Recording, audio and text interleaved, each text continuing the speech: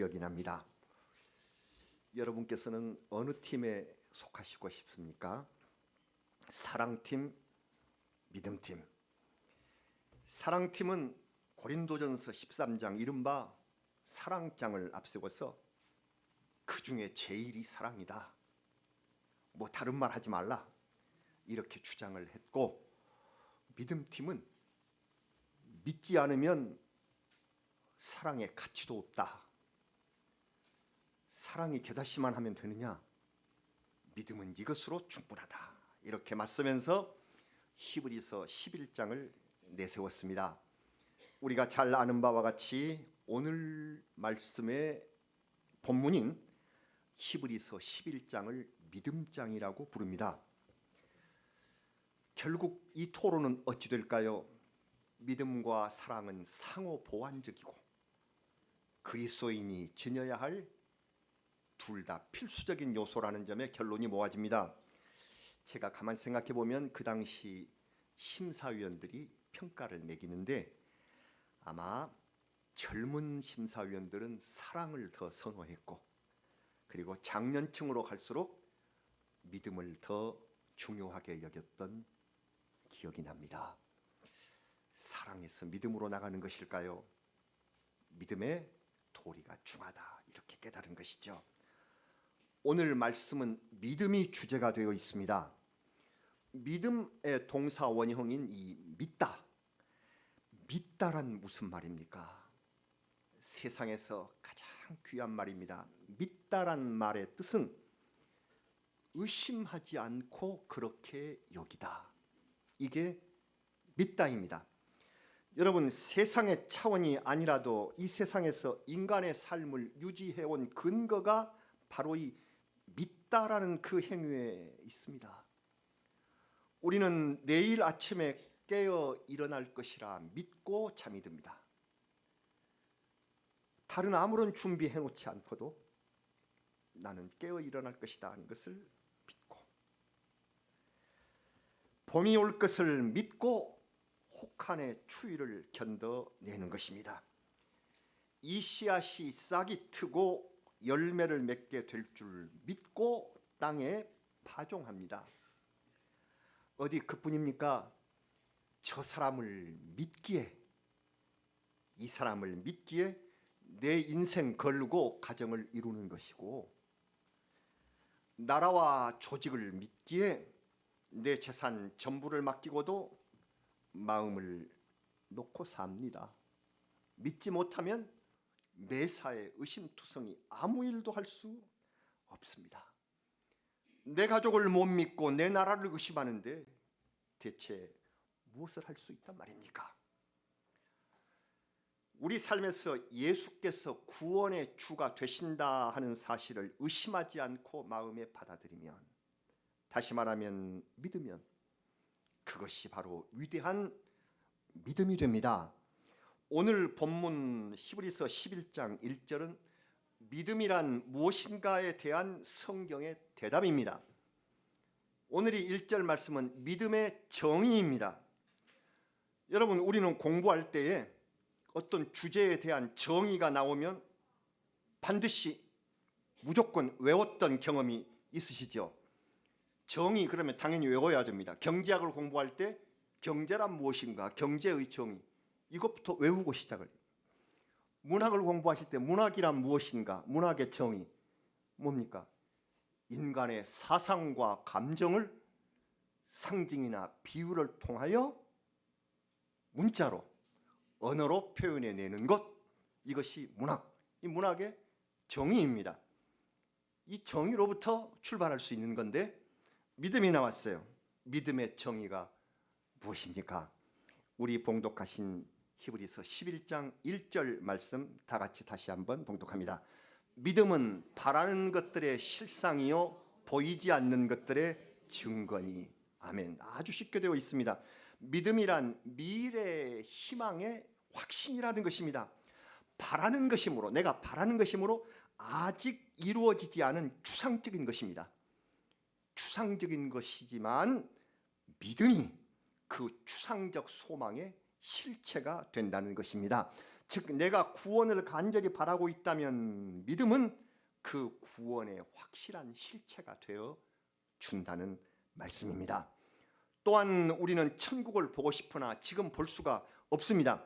아직 볼 수 없는 것에 증명이 되어주는 것, 증거가 되는 것, 그것이 무엇인가? 믿음입니다.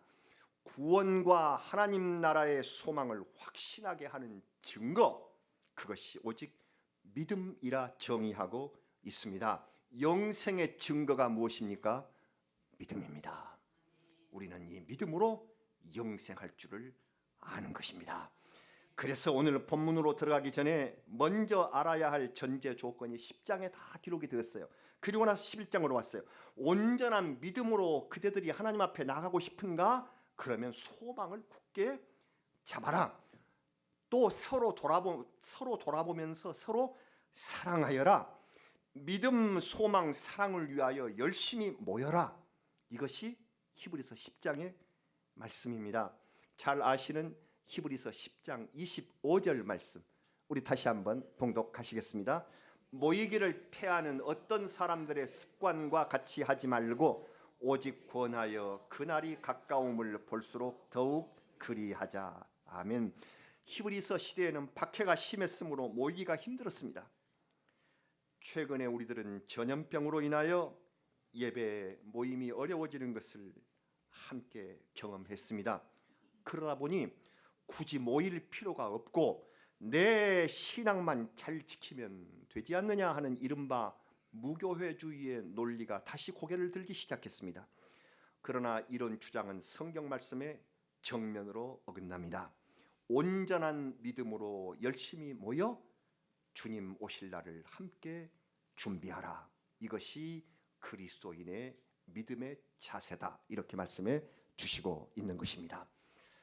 사랑하는 여러분, 우리는 성경 말씀을 통하여 믿음을 지닌 사람들의 과거와 현재와 미래에 대한 모습을 볼 수 있습니다.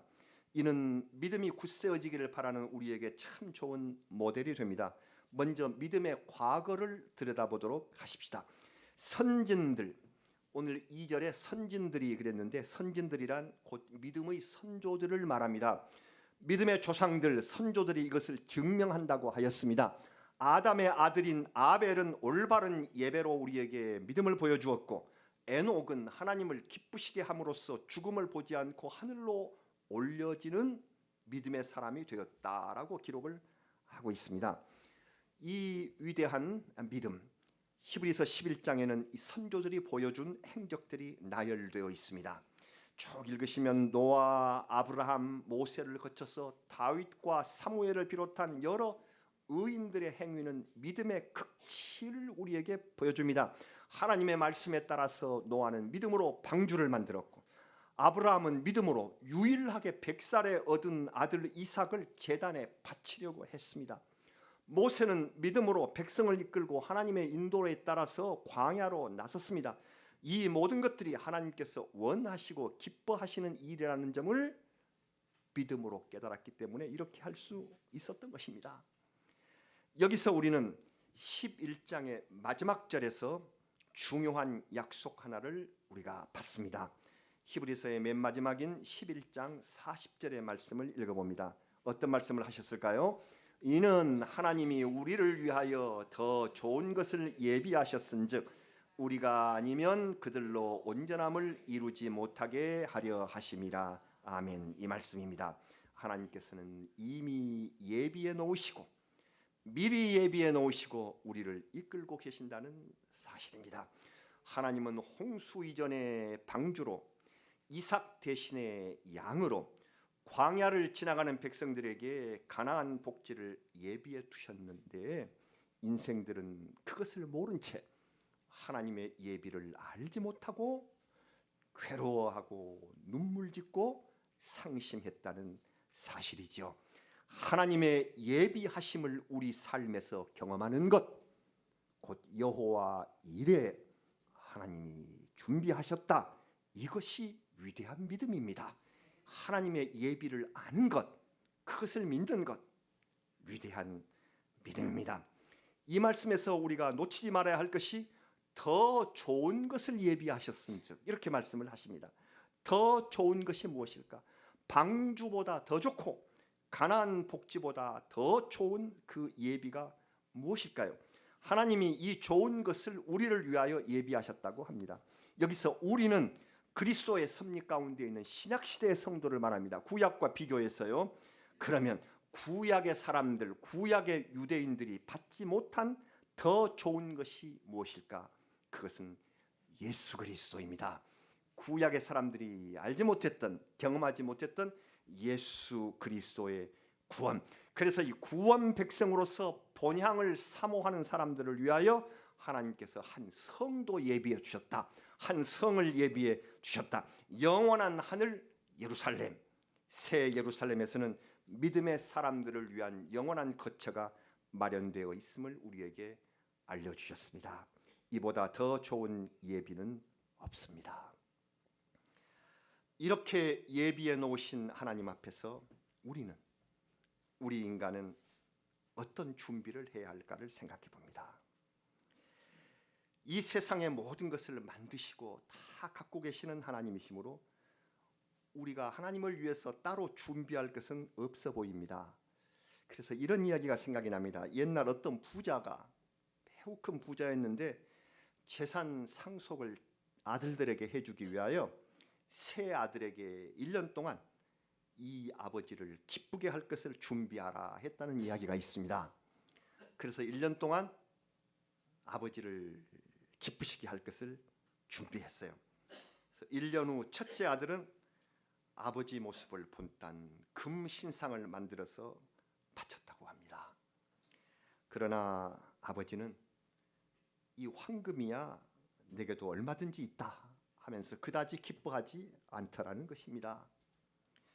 그러자 둘째 아들이 아버지 그러실 줄 알았어요. 아버지에게는 없는 것이 없으니 아무리 생각해도 드릴 것이 없대요. 아무것도 안 드려. 아버지는 서운하고 노여웠답니다. 셋째는 정성스럽게 기록한 약정서를 바쳤다고 합니다. 그는 1년 동안 조용히 선행을 했고 앞으로 받을 재산도 이웃을 위하여 이렇게 나누어 쓰겠습니다 하는 그런 약속의 글을 아버지 앞에 드렸다. 아버지는 그것을 준비한 아들을 칭찬하셨다 하는 이야기가 있습니다. 이것이 우리가 하나님 앞에 드릴 것입니다. 부자이신 나 위해서 다 예비해 놓으신 하나님 앞에 드릴 것, 내 믿음의 약속, 나를 드리겠다. 아버지 말씀대로 살기를 원한다는 그 약속. 디모데후서의 말씀을 생각해 봅니다. 큰 집에는 귀하거나 철하게 쓰는 많은 그릇들이 있다고 하셨습니다. 그래서 그러면 어떻게 하랴? 디모데후서 2장 21절 말씀을 우리 기억하며 읽어봅니다. 그러므로 누구든지 이런 것에서 자기를 깨끗하게 하면 귀히 쓰는 그릇이 되어 거룩하고 주인의 쓰심에 합당하며 모든 선한 일에 준비함이 되리라. 아멘. 많은 내 인생 나보다도 더 좋은 그릇들, 그런 인생들도 많이 있지만 주님께서는 선한 일로 준비하는 사람들, 선한 일로 예비하는, 준비하는 그 사람들이 믿음의 사람들이라고 칭찬하시고 믿음의 상급을 너희들이 받을 것이다 하고 우리에게 약속해 주신 이 말씀을 우리는 믿습니다. 선한 일을 위하여 준비하는 사람, 이 사람이 믿음의 사람들입니다. 이제 믿음의 현재 모습을 살펴야 할 차례입니다. 12장 말씀은 믿음의 현재를, 우리가 살고 있는 이 시대의 우리 삶의 믿음을 경주에 비유하고 있습니다. 경주란 다름질해서 그 빠르기를 겨루는 운동으로서 레이스라고 합니다. 레이스에 출전해 우리는 이 레이스에 참여해서 달리는 사람들입니다. 영원한 상급을 얻기 위하여 믿음으로 이 레이스를, 경주를 잘 견디어내야 하겠습니다. 고대의 로마나 헬라의 큰 도시에는 운동 경기가 열리고 특히 경주에 많은 사람들이 참가했습니다. 그래서 이것에 비유하여 구약의 선조들은 우리 레이스에 지금 우리가 달리고 있는 경주의 증인이자 관중이 되어서 우리를 지켜보고 있다. 성경이 이렇게 비유합니다. 우리는 어떻게 뛰어야 할까요? 기본적으로 경주에 합당한 운동복으로 갈아입어야 합니다. 무엇보다도 얽매이기 쉬운 것, 무거운 것들, 이것들을 다 벗어버리고 길고도 힘든 레이스인데 이 모든 것들을 다 안고 뛰려 하는 것은 어리석은 일입니다. 믿음의 경기에 출전한 우리는 무거운 짐을 벗고 인내로서 끝까지 뛰라. 내 인생의 짐, 내 가정과 직장의 일, 날마다 내게 닥쳐오는 고뇌의 묶음들, 이것들이 나를 괴롭힐 것입니다. 그러나 우리는 뛰는 사람입니다. 레이스에 참여한 사람입니다. 포기하면 안 됩니다. 오래 쉬거나 피곤하여 낙심하면 안 됩니다. 이때 우리는 십자가까지 참으신 예수를 생각하고 보좌 우편에 앉으신 영광의 그리스도를 바라보며 마지막까지 힘을 내어서 내 인생에 장애되는 무거운 것들을 벗어버리고 죄 짐을 벗고 끝까지 힘을 내어서 쉬지 않고 달려가자. 이것이 우리에게 주신 12장의 교훈입니다. 엘리 스탠리 존스라는 선교사가 있었습니다. 이 스탠리 존스 선교사의 얘기를 간단히 하려고 합니다. 이분은 스탠리 존스는 미국 사람이지만 인도의 성자로 더 잘 알려진 분입니다. 인도의 복음을 전하기 위해서 나는 인도의 아들로 입양되었다. 그렇게 고백하신 분입니다. 그래서 인도의 모든 것을 존중하며 내 인생 끝까지 그를 위하여 섬기겠습니다 하는 서원을 주님 앞에 드렸습니다. 그래서 그의 그 여러 활동 가운데서 아주 작은 상징적인 것들이 있는데 인도의 겐지스 강이 흐르고요. 그 강은 더럽기로 좀 유명합니다. 그래서 뭐 겐지스 강에 오면 아이들이 다 돌을 던지고 그러는데 이 스탠리 존스 선교사는 강물에 돌멩이를 던지는 아이들을 말리고 꽃을 뿌리는 그 더러운 강물에도 꽃을 뿌리며 인도 사람들에게 경의를 표했다는 그런 일화도 전합니다. 근데 스탠리 존스 선교사는 69세에 뇌출혈로 쓰러집니다. 그래서 미국으로 옮겨졌으나 존스 선교사는 예수의 이름으로 다시 걸을 수 있으리라 하는 믿음으로 기도했고 기적적으로 다시 일어나자 또 다시 인도행. 이제 나이가 그쯤 되었고 이제 하나님께서 은퇴하라고 하신 것 같으니 이제 쉬면서 고향에서 편히 지내라. 그러나 그것을 거부하고 다시 인도로 가서 무려 20년을 더 인도 선교에 힘쓰다가 1973년 89세에 하나님의 부름을 받습니다. 그의 전기에 이렇게 기록이 되어 있습니다. 그는 하나님께서 마침표를 찍으실 때까지 결코 자신이 쉼표를 찍지 않았다. 유명한 말입니다. 하나님께서 마침표를 찍으실 때까지 자신이 자기 인생의 쉼표를 찍지 않는다. 그의 고향은 미국도 인도도 아니었고 오직 예수 그리스도가 그의 고향이었다. 그의 전기에 있는 말입니다. 하나님께서 내 인생의 마침표를 찍으실 때까지 우리는 뛰도록 명령받았습니다. 믿음의 경주를 해야 하는 인생입니다. 내가 지치고 실망하여 쉼표를 찍으면 믿음의 경주는 중단됩니다. 패배합니다. 우리는 하나님께서 보내셔서 인생의 경기장에 선 몸, 그러므로 그냥 살다가 죽는 존재가 아닙니다. 쓸데없이 운동장을 뛰는 것이 경주가 아니듯이 그냥 힘들게 아무 목표도 아무 뜻도 의도 없이 달리다가 죽는 것이 인생일 수는 없습니다. 우리의 목표는 나를 세상에 보내신 주님을 영원한 나라에서 다시 뵙는 것입니다. 이 말씀을 우리 기억하십시다. 히브리서 12장 14절 말씀입니다. 봉독하시겠습니다. 모든 사람과 더불어 화평함과 거룩함을 따르라. 이것이 없이는 아무도 주를 보지 못하리라. 아멘. 우리 성도들이 하나 되어서 무얼 잊지 말라고요? 화평함, 서로 화평하시고 또 하나는 거룩함, 하나님 앞에서 구별되어 있는 거룩한 신앙적인 모습, 그리고 우리 성도끼리는 서로 화평하며 사랑하는 그 모습, 이것이 없이는 주님을 뵙지 못할 것이라고 하였습니다.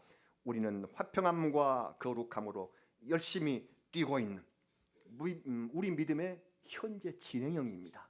지금 우리는 그렇게 뛰고 있습니다. 우리 주님 앞에 마지막 올인하게 될 날이, 인생의 경주를 마칠 날이 얼마 남지 않았습니다. 믿음으로 이 경기를 잘 마치는 우리 성도들이 되기를 주의 이름으로 축원합니다. 미래입니다. 마지막에 믿음의 경주를 마친 사람은 하나님 나라를 상으로 받는 은혜를 누리게 됩니다. 이것이 우리 믿음의 미래입니다. 우리가 받을 이 은혜의 나라를 가리켜서 히브리서는 독특한 표현을 했는데요, 흔들리지 않는 나라라고 표현했습니다. 우리가 받을 나라가 흔들리지 않는 나라, 히브리서 12장 28절입니다. 그 말씀 우리 봉독하겠습니다. 그러므로 우리가 흔들리지 않는 나라를 받았은즉 은혜를 받자. 이로 말미암아 경건함과 두려움으로 하나님을 기쁘게 섬길지니. 아멘. 흔들리지 않는 나라는 완전한 하나님의 나라를 가리키는 말입니다.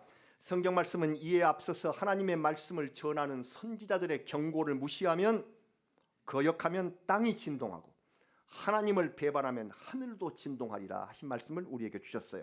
이 무서운 진동과 흔들림이 있는 것, 이것이 우리의 인생입니다.